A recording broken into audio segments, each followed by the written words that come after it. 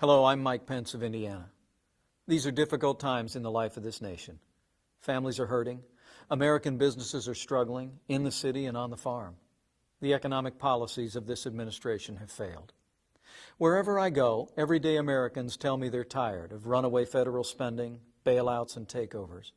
And they tell me they're worried that everything they've worked for could someday be gone. This week, the world rejoiced as 33 miners emerged safely from months of dark captivity in a deep Chilean mine. Today, many Americans feel trapped under the weight of historic spending and government mandates.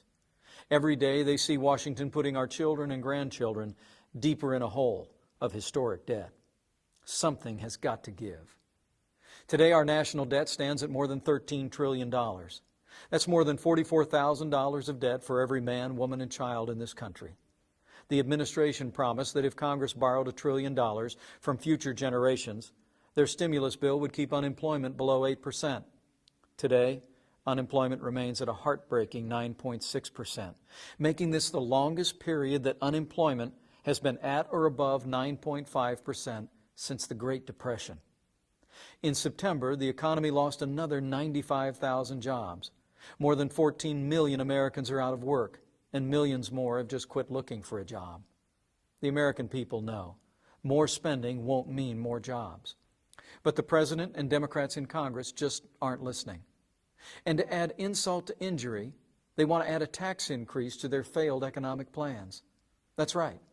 After months of deficit spending and government takeovers, Democrats in Washington want to raise taxes in the worst economy in decades. Despite the fact that some in their party were willing to vote to prevent any tax increase, Democrats in Congress chose to leave Washington to try and save their jobs without even allowing a vote to protect the jobs of millions of Americans threatened by higher taxes. If Congress fails to act, every American will see a tax increase in less than 100 days.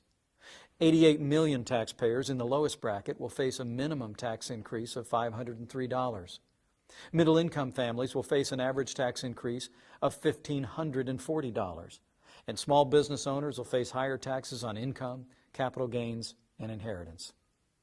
You know, Washington, D.C. doesn't tax too little. Washington, D.C. spends too much. Raising taxes on job creators won't create jobs. No American should see a tax increase in January, and Republicans are determined to oppose any effort to raise taxes on any American in this difficult economy. Uncertainty is the enemy of our prosperity. The American people should not have to wait one more day for Congress to act to prevent one of the largest tax increases in American history from taking effect. Speaker Nancy Pelosi should call Congress back into session immediately and allow an up or down vote on preserving all current tax rates. The prosperity of the American people is more important than the political fortunes of any politician or any political party. This administration suggests that our choice is between the failed economic policies of the present and the failed economic policies of the past. But there is a better way. Last month, I joined my House colleagues at a hardware store in Virginia to unveil our Pledge to America, a specific set of proposals that could be enacted today to start getting federal spending under control and get this economy moving again.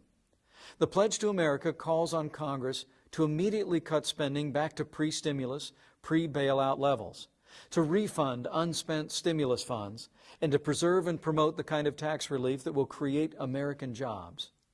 We can get federal spending under control and reform Congress. We can let the American people keep more of what they earn and create jobs. We can return our national government to the common sense and common values of the American people. You can read more about our agenda at pledge.gop.gov. We will build a stronger and better America. Our best days are yet to come. Thanks for listening.